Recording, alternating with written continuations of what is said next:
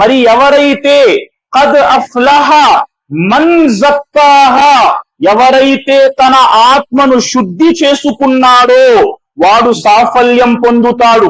వకద్ ఖాబ మన్ దస్సాహా, ఎవరైతే ఆత్మను కంట్రోల్లో పెట్టక ఆత్మ చెప్పిన ప్రతి మాట వింటాడో వాడు నాశనము చెందే వారిలో కలిసిపోతాడు. ప్రియులారా, మరి మనిషి తన జీవితంలో ఏం చేయాలి? ఈ ఆత్మకు సంబంధించి అల్లాహ్ తాలా దైవ దూతలను సృష్టించాడు.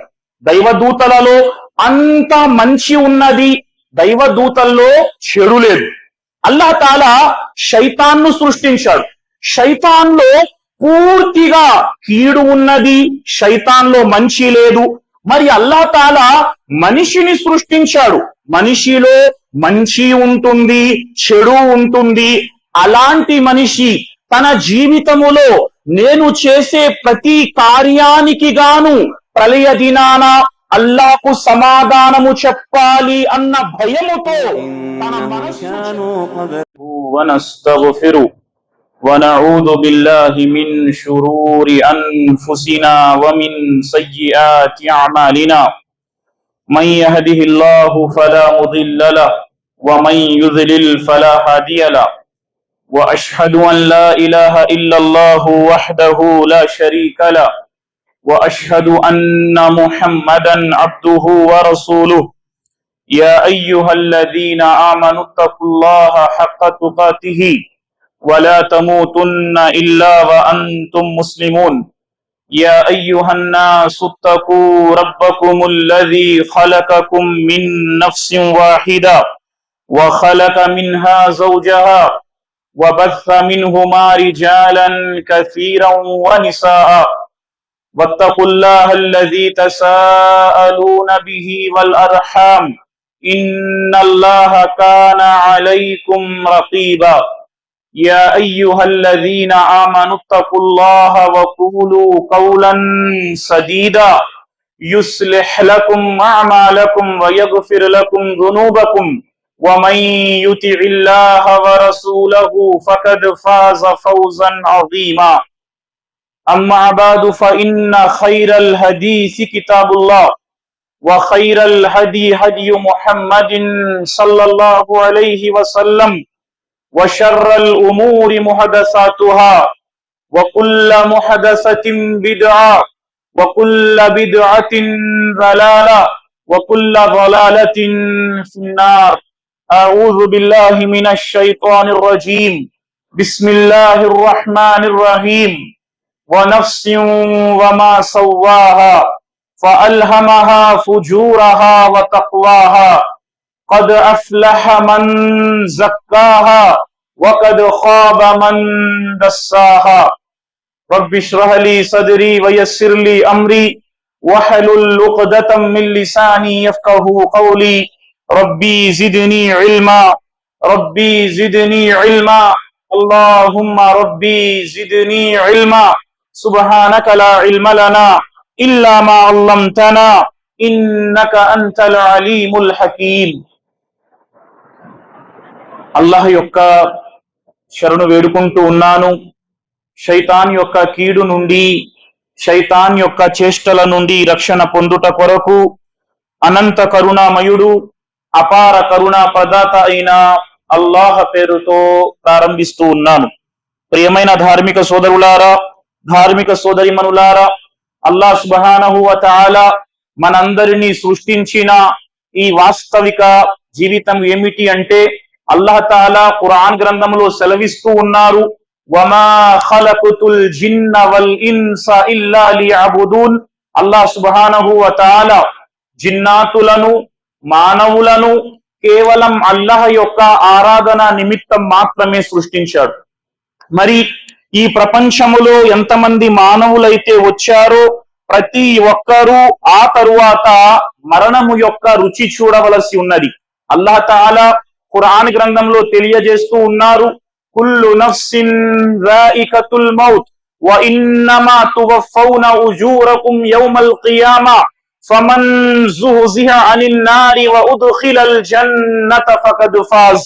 అల్లాహ్ అంటూ ఉన్నారు, మీలో ప్రతి ఒక్కరూ మరణము యొక్క రుచి చూడవలసినదే. ప్రళయ దినాన ఈ ప్రపంచములో మీరు చేసిన కర్మల పత్రాలు మీకు తిరిగి ఇవ్వటం జరుగుతుంది.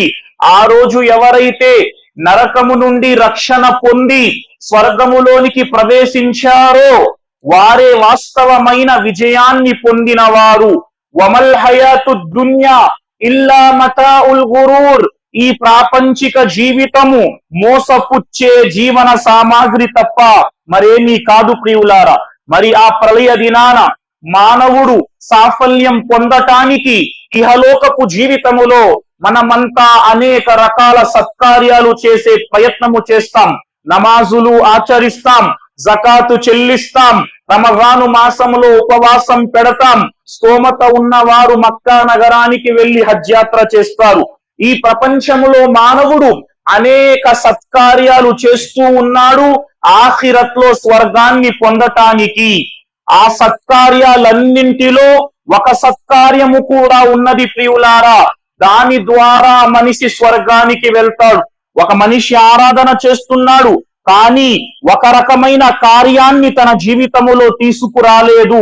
అది ఏ కార్యము సోదరులారా? ఆత్మ పరిశీలన, ఆత్మ శుద్ధి ప్రియులారా. ఒక మనిషి తన యొక్క నఫ్స్ను గనక శుద్ధి చేసుకోకపోతే, ఒక మనిషి తన యొక్క ఆత్మను గనక పరిశీలించుకోకపోతే, ఒక మనిషి తన జీవితములో స్వీయ సంస్కరణ గనుక చేసుకోకపోతే మనిషి అనుకుంటాడు నేను సత్యంపైనే ఉన్నాను. అతనికి తెలియకుండానే అతను అసత్యము లోపల కూరుకుపోతాడు. కాబట్టి ప్రియమైన నా ధార్మిక సోదరులారా, ఈ రోజు జుమాలో ముఖ్తసరి మాటలో ఇన్షా అల్లా ఒక మనిషి తన జీవితములో తన ఆత్మను ఏ విధంగా సంస్కరించుకోవాలి అన్న విషయాన్ని గురించి కొన్ని విషయాలు మాట్లాడుకునే ప్రయత్నము చేద్దాం. అన్నింటికంటే మొదటి మాట, వాస్తవానికి ఆత్మ పరిశీలన, నఫ్స్ అంటాం, తజ్కియా ఏ నఫ్స్. మనం మన నఫ్స్ యొక్క జాయిజా, ఏదైతే నఫ్స్ ఏ విధంగా ఉన్నదో ఆ నఫ్స్ సరిగ్గా ఉన్నదా లేదా, నేను నా నఫ్స్ యొక్క కంట్రోల్లోకి వెళ్ళిపోయానా లేదా, నేను నా నఫ్స్ ను కంట్రోల్లో పెట్టి ఉన్నానా? ఈ రోజు మనలో ప్రతి ఒక్కరూ ఆలోచించాలి ప్రియులారా. మనము గనక మన నఫ్స్ ను కంట్రోల్లో పెట్టకపోతే, నఫ్స్ చెప్పిన ప్రతి మాట వింటే, నఫ్స్ మనల్ని ప్రియులారా ఖైర్ నేను చెప్పే ప్రయత్నము చేస్తాను. వాస్తవానికి నఫ్స్ అన్నది మనిషి యొక్క ఆత్మ ఎన్ని రకాలుగా ప్రవర్తిస్తుంది చెప్పే ప్రయత్నము చేద్దాము. దానికంటే ముందు సోదరులారా, ఆత్మ పరిశీలన అంటే ఏమిటి?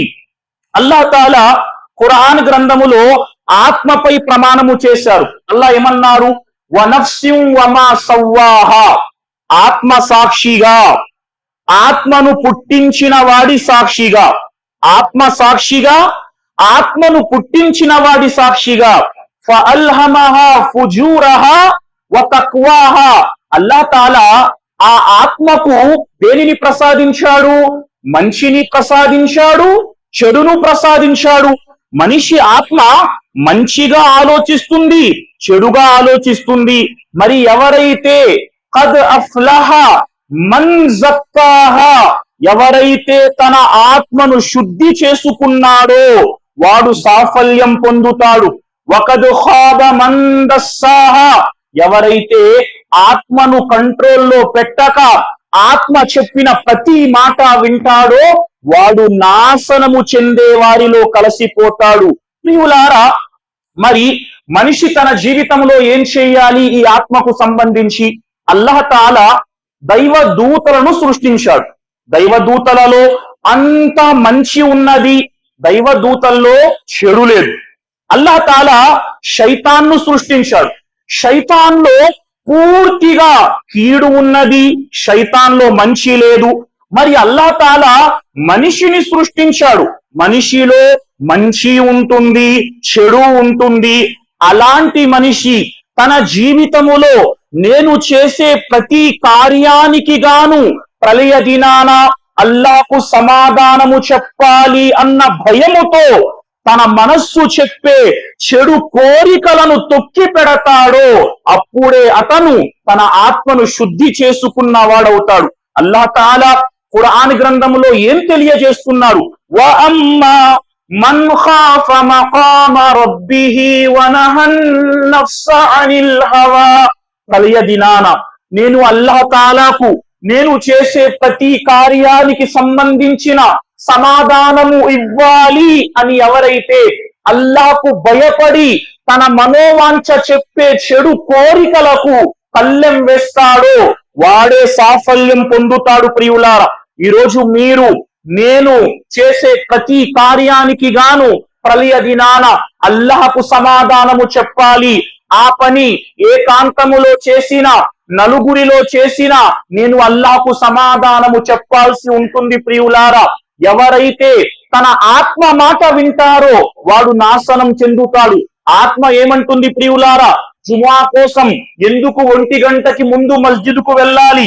వ్యాపారం మంచి పీక్ స్టేజ్లో ఉంది, 1:30కి వెళ్ళి మస్జిద్లో కూర్చో, 10 నిమిషాలకు నమాజ్ ఆచరించి వచ్చేయి. ఆత్మ మీ యొక్క జీవితములో చెడును ప్రేరేపించే ప్రయత్నము చేస్తుంది.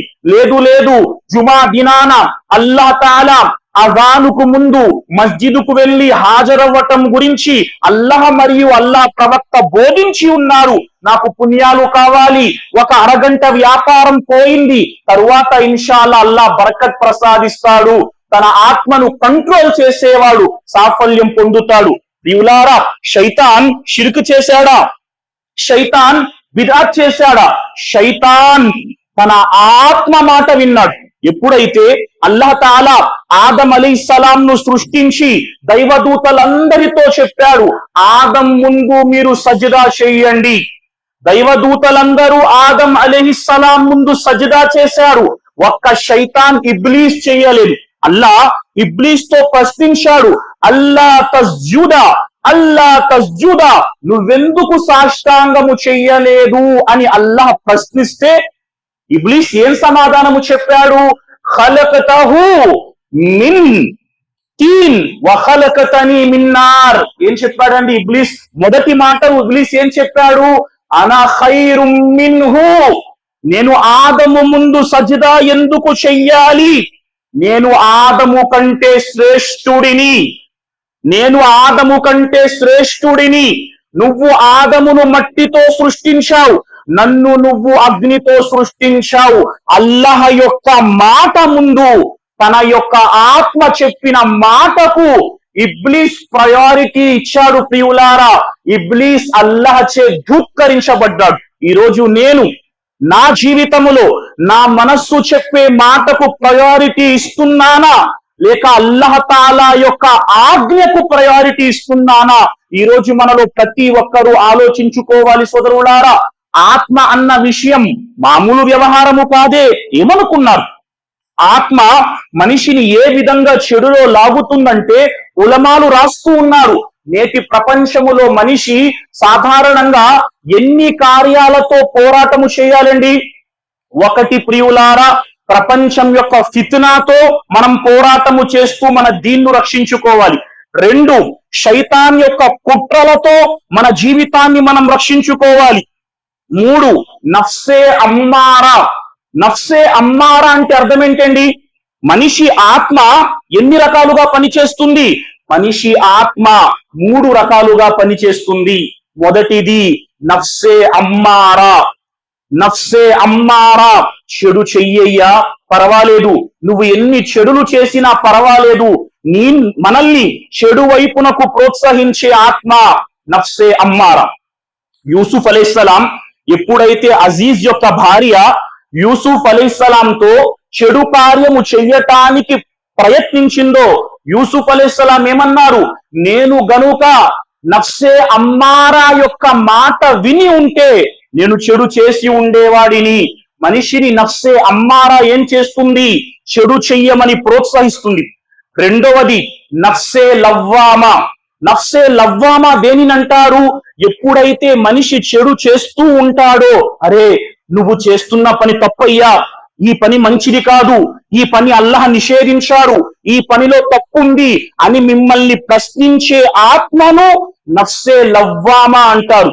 మూడవది నఫ్సే ముత్మయిన్నా, అల్లాహ్ను ఇష్టపెట్టే ఆత్మ. ఎప్పుడైతే మనం మన జీవితాలను సంస్కరించుకుంటామో మనం నఫ్సే ముత్మయిన్నాగా మారగలం. ప్రియులారా, సుబ్హానల్లాహ్. సోదరులారా, ఈ ప్రపంచములో అతిపెద్ద జిహాద్ ఏంటి? ప్రపంచంలో జిహాద్ అన్న పదం అనేక రకాలుగా వక్రీకరించబడింది. మనం దాన్ని పక్కన పెడితే ఈ ప్రపంచములో అన్నింటికంటే గొప్ప జిహాద్ ఏమిటి? ప్రవక్త వారు ప్రశ్నింపబడ్డారు, అయ్యుల్ జిహాది అఫ్జల్. ప్రవక్త, ఈ ప్రపంచములో అతి గొప్ప పోరాటము ఏమిటి? జిహాద్ అంటే అర్థం ఏంటండి? పోరాటము, సత్యాన్ని స్థాపించే క్రమములో.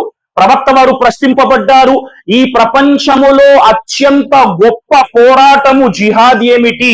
ప్రవక్త వారు అన్నారు, అంతుజాహద నఫ్సక వహవాక ఫీ జాతిల్లా. ఈ ప్రపంచములో నువ్వు చేసే అతి పెద్ద పోరాటము ఏదైనా ఉంది అంటే నీ ఆత్మతో చేసే పోరాటం.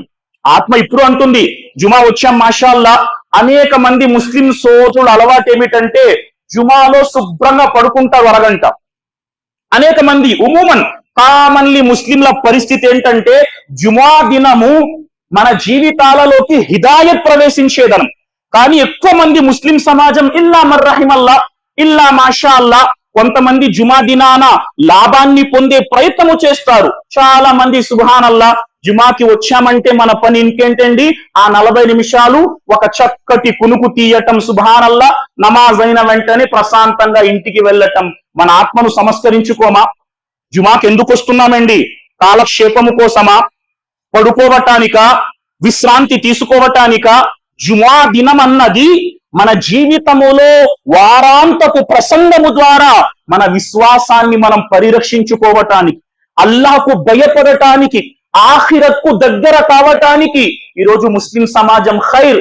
నేను చెప్పే మాట ఏమిటంటే మనం ఆత్మలను ముందుగా తయారు చేసుకోవాలి. ఈ రోజు 2 మాటలు నా జీవితంలో నేను నేర్చుకుంటాను ఇన్షాల్లా తాలా. ఈ రోజు నా జీవితంలో ఒక కొత్త మాట తెలుసుకుంటాను అన్న సంకల్పంతో మనం వచ్చే ప్రయత్నము చేయాలి. లేదంటే ఆత్మ ఏం చెప్పదండి. ఆత్మ ఏం మాట చెప్పనా మీకు? మనం రోజువారీ ఈ ఆత్మ దాని కంట్రోల్లో మనం వెళ్ళిపోతే అది ఎంత డేంజరో మీకు తెలుసా ప్రియులారా? ఒక్కసారి ఆలోచించండి. ఇప్పుడు మనం ఒక కామన్ ముస్లింగా నా రేంజ్ ఎంత మీరు ప్రశ్నించుకోండి. ఒక ముస్లిముగా ఇస్లాంను ఆచరించటములో నేను ఏ స్థాయిలో ఉన్నాను? ప్రవక్త వారు ప్రతిరోజు ఉదయము సాయంత్రము చదివే దుఆలను మనకు నేర్పారు. ప్రతి ఉదయము ప్రతి సాయంత్రం చదివే దుఆలను నేర్పారు. అందులో ఒక దుఆ మన నఫ్సు యొక్క కంట్రోల్లో మనం వెళ్ళకూడదు అన్నది. ఆ దుఆ ఒకసారి మీరు ఆలోచించే ప్రయత్నం చేయండి. ఆ దుఆ ఏంటి? अल्लाह के नबी सल्लल्लाहु अलैहि वसल्लम एक ऐसी दुआ सिखाए हर दिन इंसान पढ़ना सुबह शाम, नफ्स के कंट्रोल में नहीं जाने के लिए. एंटा दुआ, या हय्यु या कय्यूम बिरहमतिका अस्तगीस अस्लिह लि शअनी कुल्ला वला तकिल्नी इला नफ्सी तरफत ऐन. ఈ చివరి పదాల అర్థం ఏంటండి? వలా తకిల్ని ఇలా నఫ్సి తరఫత ఐన్. దీని అర్థం ఏంటి? ఈ దుఆ పదాలలో ప్రవక్త ఏం చెబుతున్నారు? అల్లా, కనురెప్ప పాటు కాలమైనా నన్ను నా ఆత్మ యొక్క కంట్రోల్లోకి వెళ్లకుండా ఉండేట్టు చెయ్యు. ఒక కనురెప్ప పాటు కాలంలో ప్రవక్త వారు కనురెప్ప పాటు కాలము కూడా ఆత్మ యొక్క కంట్రోల్లోకి వెళ్ళకూడదు అని దుఆను నేర్పారు. ఇమాం జుమా ఖుత్బా ఇచ్చేటప్పుడు ఖుత్బాలో ఏం చదువుతారండి? వనఊజు బిల్లాహి మిన్ షురూరి అన్ఫుసినా. ఇక్కడ అన్ఫుస్ అంటే అర్థం ఏంటి? నఫ్స్ అంటే ఆత్మ. అన్ఫుస్ ఎక్కువ ఆత్మలు. అల్లా, నా ఆత్మ చెప్పే చెడు ప్రేరణ నుండి నీ శరణు వేడుకుంటున్నాను. అల్లాహు అక్బర్. ప్రవక్త దుఆ నేర్పారు, అల్లాహుమ్మా ఇన్ని అస్అలుక నఫ్సం ముత్మఇన్నా వ తుమిను బిలికాయిక వ తర్దా బిqదాయిక. దీని అర్థం ఏమిటి? అల్లా, నా ఆత్మను నిన్ను ఇష్టపెట్టే ఆత్మగా మార్చు, నీ విధిరాతను అంగీకరించే ఆత్మగా మార్చు, నిన్ను కలుసుకునే దినంపై విశ్వాసం ఉంచే ఆత్మగా మార్చు. అల్లాహు అక్బర్. ప్రియమైన ధార్మిక సోదరులారా, అందుకు మనం ఆత్మను ఎల్లప్పుడూ పరిశీలించుకోవాలి. ఆ ఆత్మ యొక్క లింక్ మన దేహంలో దేనితో ఉంటుందండి? ఆత్మ యొక్క లింక్ ప్రియులారా మన దేహంలో మన హృదయంతో ఉంటుంది. మనిషి కోపాన్ని, అసూయను, ప్రతిష్టను, ప్రతి చెడు విషయాన్ని ఎక్కడ పెట్టుకుంటాడు? తన దేహంలో, తన హృదయంలో పెట్టుకుంటాడు. మనిషి అంటాం కదా, అతని మనస్సులో అన్ని ఈ విధంగా ఉన్నాయి. మరి హృదయాన్ని సంస్కరించాలి, హృదయాన్ని సంస్కరించాలి. ఈ రోజు మన హృదయం ఎలా ఉంది ప్రియులారా? నమాజ్ ఆచరిస్తున్నాను, జకాత్ ఇస్తున్నాను, అన్ని చేస్తున్నాను. నా హృదయంలో పగ ఉందా? నా హృదయంలో కోపం ఉందా? నా హృదయంలో అసూయ ఉందా? నా హృదయంలో నేను పెద్దవాడిగా ఉండాలి అన్న ఆకాంక్ష ఉందా? నా హృదయం ఏం చెబుతుంది? ఈ రోజు బయట కనిపిస్తున్నాం, మాషాల్లా, అందరం ఆరాధన చేస్తున్నాం. హృదయ సంస్కరణ అవసరం. ప్రవక్త వారు ఏమన్నారు? అలా వ ఇన్న ఫిల్ జసది ముదగా ఇజా సలహత్ సలహల్ జసదు కుల్లుహు వ ఇజా ఫసదత్ ఫసదల్ జసదు కుల్లుహు అలా వహియల్ కల్బ్. ప్రవక్త వారు ఏమన్నారు? వినండి, మీ శరీరములో ఒక మాంసపు ముద్ద ఉంది. ఆ మాంసపు ముద్ద చక్కగా ఉన్నట్టయితే మీ శరీరం అంతా చక్కగా ఉంటుంది. ఆ మాంసపు ముద్ద గనక పాడైపోతే మీ శరీరం మొత్తం పాడైపోతుంది. అలా వహియల్ కల్బ్, అది మనిషి యొక్క హృదయం అని ప్రవక్త సల్లల్లాహు అలైహి వసల్లం అన్నారు. మరి ఈ రోజు మన హృదయాన్ని మనం ఏ విధంగా ఉంచుకుంటున్నాం? హసన్ బస్రీ రహిమహుల్లా తెలియజేస్తున్నారు, దావీ కల్బక్, మీరు మీ హృదయానికి చికిత్సను అందించండి. అల్లాహ్ తాలా మీ నుండి మీ హృదయ చికిత్సను కోరుకుంటున్నాడు. హృదయానికి చికిత్స అవసరం ప్రియులారా. ఈ రోజు మనం కనిపిస్తున్నాం నమాజీగా. నా హృదయం ఎలా ఉంది ప్రజల గురించి? నా హృదయం ఎలా ఆలోచిస్తుంది? హజరతే లుక్మాన్ అలైహిస్సలాం దీనికి సంబంధించి ఎంత చక్కటి ఉదాహరణ ఇచ్చారండి. ఇబ్నే కసీర్ గ్రంథంలో ఒక రివాయత్ వస్తుంది కదా, హజరతే లుక్మాన్ అలైహిస్సలాం ఎక్కడ ఉండేవారు? ఆఫ్రికా ఖండములో అడవులలో జీవితం గడిపేవారు. అతను అడవిలో జీవితం గడిపి అల్లాహ్ యొక్క తౌహీదుపై నమ్మకాన్ని ప్రకటించారు.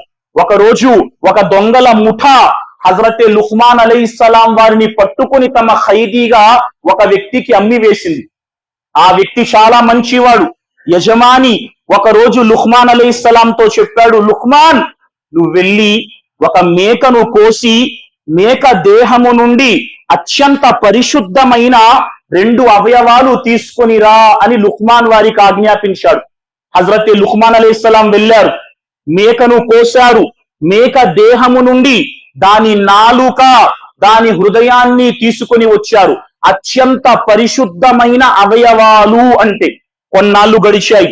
ఈసారి లుక్మాన్ యొక్క యజమాని అన్నాడు, లుక్మాన్, వెళ్ళి మేకను కోసి మేక దేహము నుండి అత్యంత నీచమైన 2 అవయవాలు తీసుకొనిరా. అత్యంత నీచమైన 2 అవయవాలు.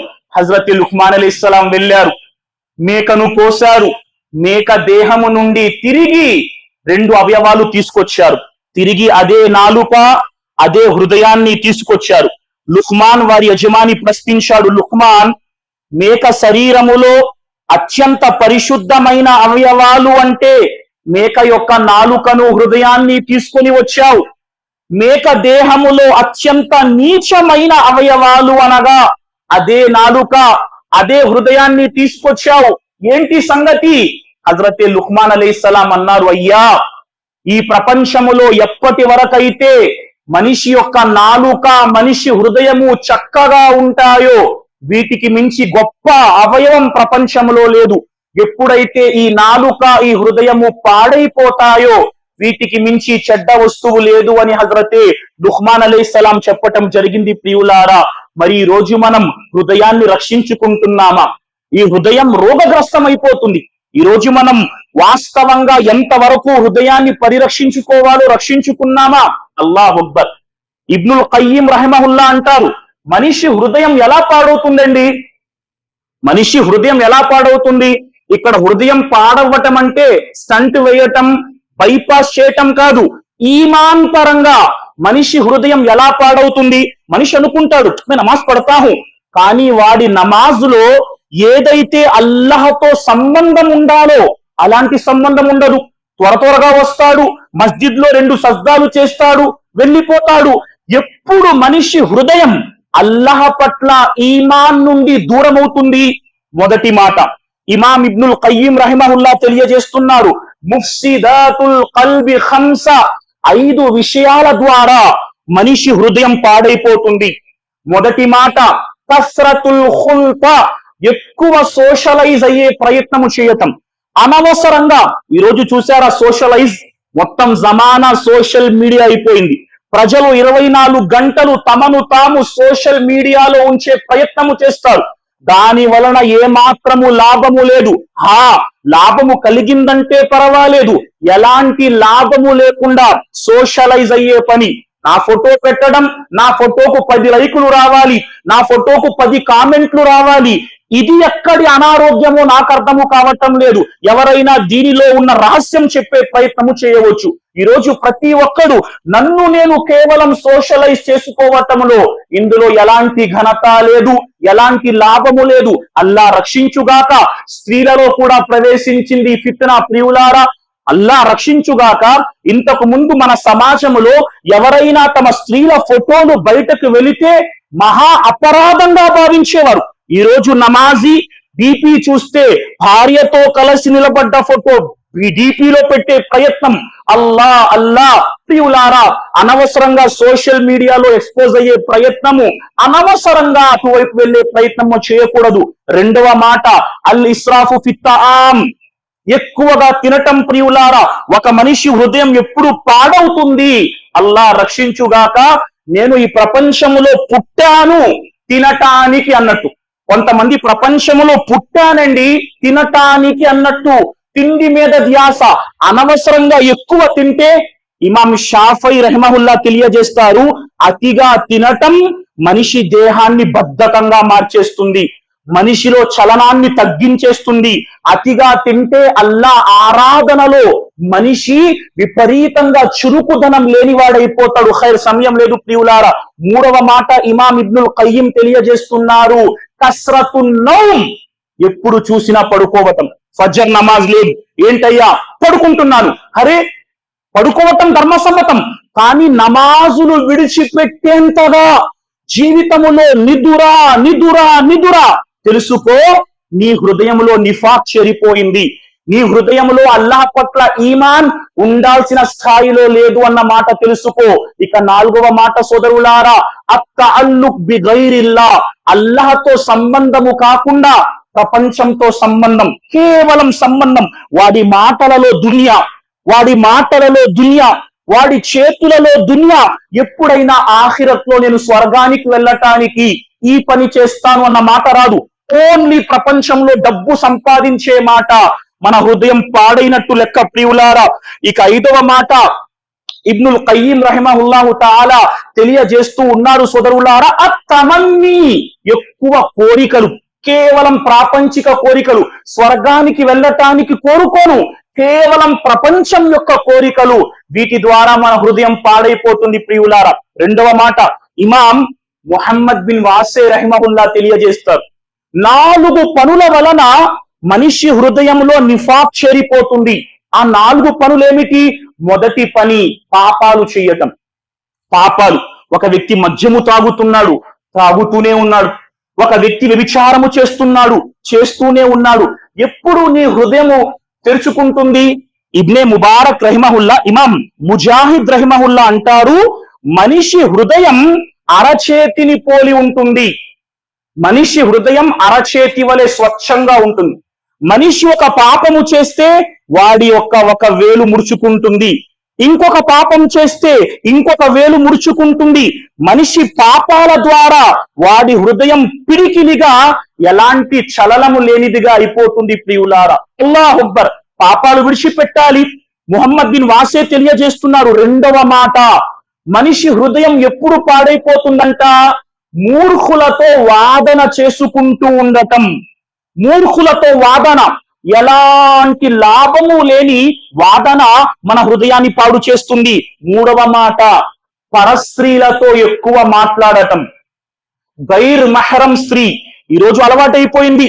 గైర్ మెహరం స్త్రీలతో గంటల తరబడి మాట్లాడటం. గైర్ మహరం స్త్రీతో, పరస్త్రీతో ఎక్కువ మాట్లాడటం మీ హృదయాన్ని గఫ్లత్ లోనికి నెట్టివేస్తుంది ప్రియులారా. 4వ మాట ఇమాం ముహమ్మద్ బిన్ వాసి అంటారు, మృతులతో కూర్చోవటం వల్ల. ప్రశ్నింపబడ్డారు, మృతులతో కూర్చోవటం అంటే అర్థమేమిటి? ఇమాం ముహమ్మద్ బిన్ వాసే రహిమహుల్లా తెలియజేశారు, మృతులతో కూర్చోవటం అంటే కేవలం ప్రపంచములో తన ధనముపై ఎవరైతే విర్రవీగుతాడో వాడితో కూర్చోవటం. సుబ్హానల్లాహ్. ఇమాం ముహమ్మద్ బిన్ వాసే ఏమంటున్నారు? ఎవరైతే ప్రపంచములో తన డబ్బుపై విర్రవీగుతాడు, చూపిస్తారు చూసారా, కొంతమంది మాటల్లో, చేతల్లో, నడకలో, పూర్తిలో తమ డబ్బు గర్వాన్ని చూపిస్తారు. ఎవరికి? ఒక చిల్లి గవ్వ తీసుకు వెళ్తానా ఆ డబ్బుంది మాషాల్లా, బారకల్లాహు ఫీకుం, అణిగి మణిగి ఉండాలి. డబ్బు వచ్చిందంటే నా మాటలో డిఫరెన్స్, నేను చెయ్యి కలపటంలో డిఫరెన్స్, నా నడకలో డిఫరెన్స్, అల్లా రక్షించుగాక, మంచిది కాదు ప్రియులారా. అలాంటి వారు కేవలం నా డబ్బు, నా డబ్బు, నా డబ్బు గర్వించే వాడితో నువ్వు కూర్చుంటే వాడు నిన్ను మస్జిద్కు వెళ్ళమంటాడా? పదరా ప్రపంచంలో 10 బిల్డింగులు కట్టు, ఎందుకు యవ్వనంలో సజ్దా చేస్తావు, నిన్ను ఇబాదత్ నుండి వాడు ఆపుతాడు. మాషాల్లా, అల్లా డబ్బిచ్చాడు, అల్లా అణిగి మణిగి ఉండే తత్వాన్ని ఇచ్చాడు, ఇబాదత్ ఇచ్చాడు. ముబారక్ ఓ ప్రియులారా, ఖైర్. ఏది ఏమైనప్పటికీ ఈ రోజు మన ఆత్మను మనం కంట్రోల్లో ఉంచాల్సిన అవసరం ఉన్నది. ఇక చివరి మాటలు, ఈ ఆత్మ ఏం కోరుకుంటుందండి? ఆత్మను ఏ విషయాల్లో కంట్రోల్లో ఉంచాలి మనం? మొదటి మాట, ఆత్మ ప్రపంచములో కోరికలు కోరుతూ ఉంటుంది. తప్పులేదు, ధర్మసమ్మతమైన కోరిక కోరవచ్చు. కానీ ధర్మసమ్మతమైన కోరిక నేను ప్రపంచములో ఎల్లప్పుడూ శాశ్వతంగా ఉండిపోతాను అన్నంత వరకు వెళ్ళకూడదు. మనిషి ఏం చేస్తాడు? కోరికలు కోరుతూ ఉంటాడు. ప్రవక్త వారు అన్నారు, సుబ్హానల్లా, మీ కోరికలకు కళ్ళెం వేయండి అయ్యా. ఎన్ని కోరికలు? అక్సిరు జిక్ర హాజిమిల్ లవ్వాత్ యానీ అల్ మౌత్. ప్రవక్త వారు ఏమన్నారు? మీ కోరికలకు కళ్ళము వేసే మరణాన్ని అత్యధికంగా జ్ఞాపకం పెట్టుకోండి. ఈ రోజు మనం మన ఆత్మను కంట్రోల్లో పెట్టాలి అంటే అన్నింటికంటే ముందు చేయాల్సిన పని మరణాన్ని జ్ఞాపకం చేసుకోవాలి. నేను చనిపోతాను, ఈ ప్రపంచంతో ఎంత సంబంధం ఉంచుకోవాలన్న ప్రయత్నము నేను చేసినా, ఎప్పుడైతే అల్లాహ్ తాలా మలకల్ మౌత్ కు ఆర్డర్ ఇస్తారో, మలకల్ మౌత్ అల్లా ఇచ్చిన ఆర్డర్ ను జవదాటరు ప్రియులారా. యువకులారా, అనుకోకండి నాకు 18 ఏళ్ళు, 20 ఏళ్ళు, 30 ఏళ్ళు లైఫ్ ఎంజాయ్ చేద్దాం, 60 ఏళ్ల జీవితం వస్తే మస్జిద్లో ఏ చివరన ఒక కుర్చీ పట్టుకొని కూర్చున్నాం. ప్రపంచం ఎప్పుడు ఎలా మలకల్ మౌత్ అల్లాహ్ యొక్క ఆర్డర్ తీసుకొని వస్తారో మనకు తెలియదు. 18 ఏళ్ల యువకుడు, విశాఖపట్టణంలో 1 నెల క్రితం జరిగిన సంఘటన. 18 ఏళ్ల అందమైన యువకుడు, సుబ్హానల్లా, సాయంత్రం వాళ్ళ అక్క డెలివరీ అవ్వాలి. పూర్తి నెలలు నిండిన అక్క. నాన్నగారు అన్నారు కొడుకుతో, నాన్న వెళ్ళి బైక్ లో పెట్రోల్ వేయించుకొని రా, సాయంత్రం అక్క వద్దకు వెళ్ళాలి హాస్పిటల్ కు, సాయంత్రం అక్కకు డెలివరీ ఉన్నది. అబ్బాయి వెళ్ళి పెట్రోల్ ఫుల్ ట్యాంక్ చేయించాడు. 1 నిమిషం ఇంటి నుండి పెట్రోల్ బంకు దూరం. పెట్రోల్ వేయించుకొని పెట్రోల్ బంకు నుండి బయటకి వెళ్ళాడు. ఆ పెట్రోల్ బంకుకు రోడ్డుకు కాస్త హైట్ ఉంటుంది. ఆ బండి దింపబోయి ఆ బండి కాస్త స్కిడ్ అయ్యింది. అబ్బాయి కింద పడ్డాడు. అల్లాహు అక్బర్, అల్లాహు అక్బర్. వెనకాతల అదే క్షణాన ఒక ట్రిప్పర్ వచ్చి ఆ అబ్బాయి తల ఎక్కి వెళ్ళిపోయింది. ఇన్నా లిల్లాహి వ ఇన్నా ఇలైహి రాజిఊన్. 18 ఏళ్ళు. మనం అనుకుంటాం ఈ జీవితంలో ఎంతో లైఫ్ ఉంది, నాకేంటి? అల్లాహ్ ప్రియులారా, మలకల్ మౌత్ అల్లాహ్ యొక్క ఆజ్ఞను ఎప్పుడు తీసుకువస్తారో మన జీవితంలో తెలియదు. అయినా నేను ప్రపంచం అంటున్నాను. అల్లాహ్ యొక్క ఇబాదత్, నమాజ్ ఉందా? వేలకు అల్లాహ్ యొక్క ఇబాదత్ ఉందా? హరాం హలాల్ తేడా నా జీవితంలో ఉందా? ఎక్కడున్నాను? నేను చనిపోవాల్సి ఉన్నది, నేను మరణిస్తాను, అల్లాహకు లెక్క చెప్పాలి అనుకుంటే అల్లాహ్ రక్షించుగాక హిదాయత్ లభిస్తుంది. రెండవ మాట, ప్రపంచం సంపాదిస్తానండి, ఇబాదత్ చెయ్యు, అల్హమ్దులిల్లా. ఇబాదత్ లేదు, నమాజు లేదు, షాప్ లో కూర్చోవాలి, డబ్బు రావాలి. అజాన్ అవుతుంది, ముఅజ్జిన్ పిలుస్తున్నాడు, హయ్య అలస్సలా హయ్య అలల్ ఫలా, సాఫల్యం కోసం రండి. తెలుసు నమాజు చేయాలని, అయినా బద్ధకం. ఏంటి? డబ్బు నా పొట్ట నింపుతుంది, డబ్బు నా పొట్ట నింపదు. ఎవడైనా ఉన్నాడా చెప్పండి? డబ్బు తిని నా పొట్ట నిండింది చెప్పగలడు ఎవరైనా? డబ్బు తిని సంపాదించిన కట్టలు తిని నా పొట్ట నిండింది మనిషి ఎప్పుడు చెప్పడు. ప్రవక్త వారు అంటున్నారు, లవ్ అన్న లిబ్ని ఆదమ వాదియం మిన జహబ్, ఒకవేళ ఆదం పుత్రుని వద్ద బంగారముతో చెయ్యబడిన ఒక లోయ ఉంటే ఆదం పుత్రుడు అంటాడు, అహబ్బ అయ్యకూన లహు వాదియాన్, అరే రెండవ బంగారపు లోయ ఉంటే ఎంత బాగుంటుంది అని ఆదం పుత్రుడు అంటాడు. ప్రవక్త వారు అంటున్నారు, వలయ్యంల అఫాహు ఇల్ల తురాబ్, వాడి నోటిని ఆ డబ్బు నింపదు, వాడి యొక్క పొట్టను సమాధి మట్టి నింపుతుంది. సమాధిలోకి వెళ్తావు, సమాధి మట్టి ద్వారా నీ కడుపు నిండుతుంది. ప్రియులారా ఆలోచించండి. సుబ్హానల్లా. ఇక మూడవ మాట, మనిషి ఆత్మ ఏమంటుందండి? మనిషి ఆత్మ అంటుంది, అరే నేను పెద్దవాడిని. ప్రతిష్ట కోరుకుంటాడు మనిషి.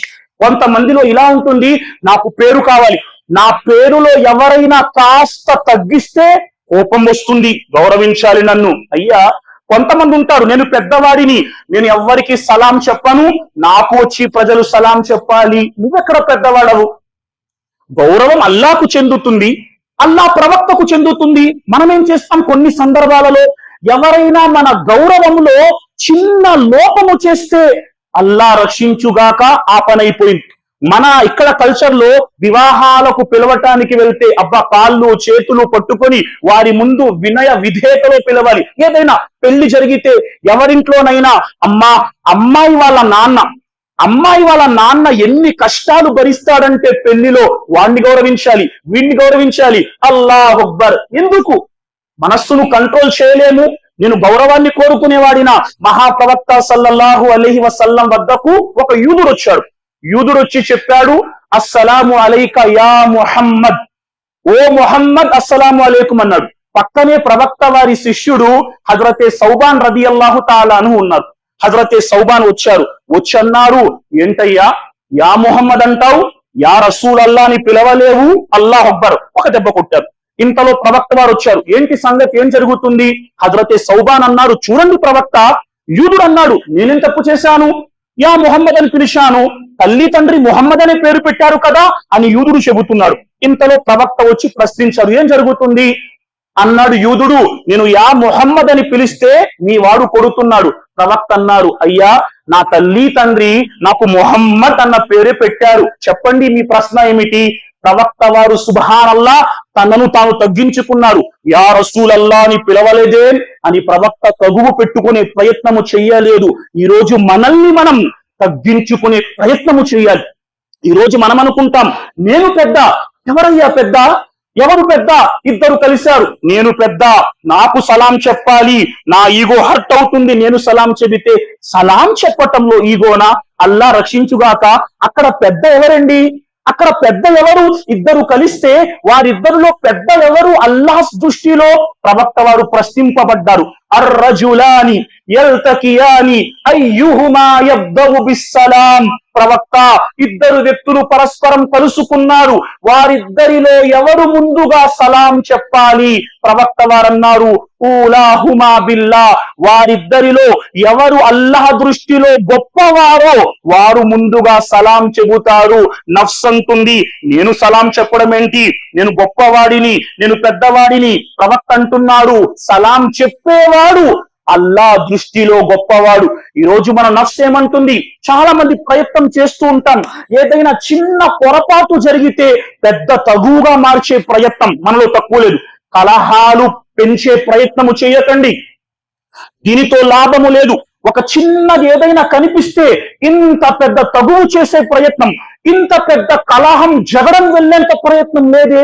కలహాలను దూరము చేయండి. ప్రవక్త సల్లల్లాహు అలైహి వసల్లం మస్జిదులో ఒక పల్లెటూరి వ్యక్తి వచ్చి ఏం చేశాడు? మూత్రం పోశాడు. ఒక పల్లెటూరి వ్యక్తి వచ్చి మూత్రం పోశాడు.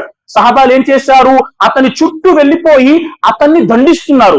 దండిస్తుంటే ప్రవక్త వచ్చారు. ఏమైందయ్యా? ప్రవక్త మస్జిద్లో మూత్రం పోశాడు. ప్రవక్త అన్నారు, ఒక బిందెడు నీళ్లు పోసేయండి అయ్యా, వ్యవహారం క్లోజ్ అయిపోతుంది. సుబ్హానల్లా. ప్రవక్త వారు ఇంత పెద్ద విషయాన్ని ఒక చిన్న మాటలో కంట్రోల్ చేసేశారు. ఈ రోజు మనం అలా ఉన్నామా? మన ఇళ్లల్లో గాని మన సమాజంలో గాని ఏదైనా జరిగితే మనం దాన్ని పెద్దదిగా రాద్ధాంతం చేసే ప్రయత్నము చేయకూడదు. హిక్మత్తో సుబ్హానల్లా ఆపే ప్రయత్నము చేయండి. ప్రియ సమాజమా, నఫ్స్ ఏమంటుంది? అసూయను కోరుకుంటుంది. అసూయ లేదే, అసూయ హరాం. అసూయకు ఆపోజిట్ గా షరియత్ లో ఏముంది? గిత్తుబా. అసూయ హసద్ మరియు గిత్తుబా, ఈ రెండింటికి తేడా ఏంటి? అసూయ అంటే అవతల వ్యక్తికి అల్లాహ్ ఏదైతే నియామత్ను ప్రసాదించాడో దాన్ని అల్లాహ్ లాక్కోవాలి. గిత్తుబా అంటే అర్థం ఏమిటి? అవతల వాడికి అల్లాహ్ ఏదైతే నియమత్ పెట్టాడో దాన్ని అతనికి ప్రసాదించాలి, అలాంటిదే నాకు కూడా ప్రసాదించాలి అడగటం. కానీ మన హృదయం ఏం చేస్తుంది? నాకు రాకపోయినా పర్వాలేదు, వాడి వద్ద ఉన్నదంతా ఎగిరిపోవాలి. ఇది హసద్ ప్రియులారా. ప్రవక్త వారు ఏమన్నారు? హదీస్ హసన్ లి గైరిహి, జోఫ్ ఉన్నప్పటికీ ఈ బలం చేకూరుతుంది ఇతర వాక్యాల ద్వారా. ప్రవక్త ఏమన్నారు? ఇయాకుం వల్ హసద్ ఫఇన్నల్ హసద యఅకులుల్ హసనాతి కమా తఅకులు నారల్ హతబ్. ప్రవక్త అన్నారు, అయ్యా అసూయ నుండి దూరంగా ఉండండి. అసూయ మీ సత్కార్యాలను అగ్ని కట్టెల్ని కాల్చినట్టు కాల్చేస్తుంది. ప్రియ సోదర సమాజమా, అల్లా రక్షించుగాక. మనమేం కోరుకుంటాం? సుబ్హానల్లా, ప్రదర్శన బుద్ధి. ఈ రోజు మనలో ఉన్న అతిపెద్ద నఫ్స్ మనల్ని చేసే అట్రాక్షన్ ఏంటంటే, నేను ప్రదర్శన బుద్ధిని కోరుకుంటాను. అల్లాహ్కి ఇష్టం లేదే. ప్రవక్త ఏమన్నారు? నీ వ్యవహారములో నేను అత్యంత ఎక్కువగా భయపడుతున్నది అర్రియా అన్నారు, ప్రదర్శన బుద్ధి. అందుకే ప్రవక్త వారు ఒక మాట అన్నారు, ఇన్నల్లాహ యుహిబ్బుల్ అబ్ద అల్ గనియ వత్తకియ వల్ ఖఫీ. ప్రవక్త ఏమన్నారు? అల్లా ఎవరిని ప్రేమిస్తాడట? ఎలాంటి దాసుని ప్రేమిస్తాడట? ఎవరికి తెలియకుండా ఆరాధన చేసేవాడు. అంటే అతని ఆరాధనలో ఫరజ్ నమాజులు చేస్తాం, సుబ్హానల్లా.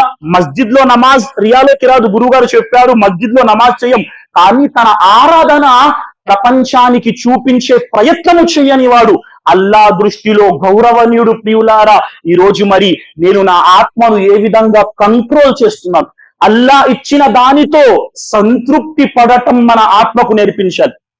అల్లా ఏదైతే ఇచ్చాడో అల్లా ఇచ్చిన దానితో సంతృప్తి లేదండి. మా జీవితంలో సంతృప్తి లేదు, సంతృప్తి తీసుకురావాలి. సంతృప్తి తీసుకురండి. అందుకే ప్రవక్త ఏమన్నారు? మీకంటే ఎక్కువ స్థితిలో ఉన్న వారిని చూడకండి. ఫలా తంజురు ఇలా మన్ హువా అస్ఫల ఫౌకకుం, వారి వైపు చూడకండి. ఉంజురు ఇలా హువ మన్ అస్ఫలకుం, మీకు కింద ఉన్న వాడిని చూడండి. అప్పుడే మీకు అల్లాహ్ యొక్క గొప్ప రహమత్ మీపై ఏముందో తెలుస్తుంది. ఒక చిన్న ఇంట్లో ఉండేవాడు సుబ్హానల్లా, ఒక బైక్ పై వెళ్ళేవాడు కారులో వెళ్ళేవాడిని చూస్తే వాడు అల్లాహ్కి కృతజ్ఞత తెలపలేడు. బైక్ మీద వెళ్ళేవాడు పాపం సైకిల్ తొక్కలేక తొక్కుతున్న వాడిని చూస్తే అప్పుడు తెలుస్తుంది అల్లా వాడి కంటే నన్ను చక్కగా ఉంచాడే. ఈ రోజు ఎంతవరకు ఆలోచిస్తున్నాం? సుబ్హానల్లా, ఒక అబ్బాయి వాళ్ళ నాన్నతో మారం చేశాడు, నాన్న నాకు కొత్త బూట్లు కొనివ్వండి, నాకు కొత్త బూట్లు లేకపోతే రోడ్డు మీదకు అడుగు పెట్టాను. నాన్న పేదవాడు, కష్టపడి డబ్బు సంపాదించి ఆ అబ్బాయికి కొత్త బూట్లు కొనిచ్చాడు. ఆ అబ్బాయి కొత్త బూట్లు తొడుక్కొని రోడ్డు మీదకు వెళ్ళాడు. రోడ్డు మీదకు వెళ్ళిన వెంటనే ఒక గట్టు పక్కన కూర్చొని ఏడవటం ప్రారంభించాడు. కాసేపటికి వాళ్ళ నాన్న రోడ్డు మీదకు వెళ్ళారు. ఏడుస్తున్న కొడుకును చూశారు. చూసి ప్రశ్నించారు, నాన్న కొత్త బూట్లు అడిగావు కదా, కొనిచ్చాను కదా, అయినా ఎందుకు ఏడుస్తున్నావు? ఆ అబ్బాయి సమాధానం ఇచ్చాడు, నాన్న మీరిచ్చిన కొత్త బూట్లు తొడుక్కొని నేను రోడ్డు మీదకు వెళ్ళాను. వెళ్ళిన వెంటనే ఒక అవిటి వ్యక్తిని చూశాను. 2 మోకాళ్ల వరకు అతని కాళ్లే లేవు, తొడల వరకే 2 కాళ్లున్నాయి. అతను పాక్కుంటూ నడుస్తున్నాడు. నాకు 2 కాళ్లున్నాయి కాబట్టి నేను బూట్లు కోరుకున్నాను. అవిటి వాడికి 2 కాళ్లే లేవే, అతను దేన్ని కోరుకుంటాడు? మన జీవితంలో కృతజ్ఞత, అల్లా ఇచ్చిన దానితో కృతజ్ఞత చెందటం రావాలి. ఈరోజు మనం అల్లా చిన్న పరీక్ష పెడితే నమాజులు మానేస్తాం, అల్లా చిన్న పరీక్ష పెడితే ఇబాదత్ మానేస్తాం. సోదరులారా వినండి, ఎవరైతే అల్లా చిన్న పరీక్ష పెడితే ఇబాదత్ మానేద్దాం అనుకుంటున్నారో వారు వినాల్సిన మాట, మనకు అల్లాహ్ యొక్క అక్కర లేదు, మనకు అల్లాహ్ యొక్క అక్కర ఉంది. యా అయ్యుహన్నాస్ అంతుముల్ ఫుకరాఉ ఇలల్లాహ్, ఓ మానవులారా మీరు అల్లా అవసరం కలిగిన వారు కాబట్టి అల్లా చిన్న పరీక్ష పెట్టారు. వ్యాపారంలో చిన్న లాస్ వచ్చింది, ఇంట్లో అనారోగ్యం వచ్చింది, ఇబాదత్ మానేకండి, అల్లా తాలాకు మరింత గట్టిగా ఆరాధన చేసే ప్రయత్నము చేయండి. ఈరోజు మనం ఏం చేస్తాం? ఇబాదత్ కరోజీ అంటే 100 సాకులు చెప్తాం. ఈ ప్రాబ్లం అండి, మా కష్టాలు ఇవండి, మా కష్టాలు అవి. ఒక మాట చెప్పనా, చివరి మాటలు. మహాప్రవక్త సల్లల్లాహు అలైహి వసల్లం కంటే కష్టాలు మన జీవితంలో మనం భరించామా? మహాప్రవక్త కంటే ఎక్కువ బాధలు మన జీవితంలో ఉన్నాయా? పరీక్షలున్నాయా? ప్రవక్త వారు ప్రపంచంలోకి వచ్చి కన్ను తెరిచారు, తండ్రి అప్పటికే చనిపోయారు. ప్రవక్త వారు ఆమీనా గర్భములో ఉండగా తండ్రి వ్యాపారంలోకి వెళ్లి చనిపోయారు. అల్లాహు అక్బర్. 6 ఏళ్ల వయస్సు వచ్చింది ప్రవక్త వారికి. 6 ఏళ్ల వయస్సు వచ్చిన వెంటనే తల్లి చనిపోయింది అంటే ప్రవక్త వారు 6 ఏళ్ల వయస్సులో సమాజములో తల్లి తండ్రి లేని అనాథగా నిలబడ్డారు.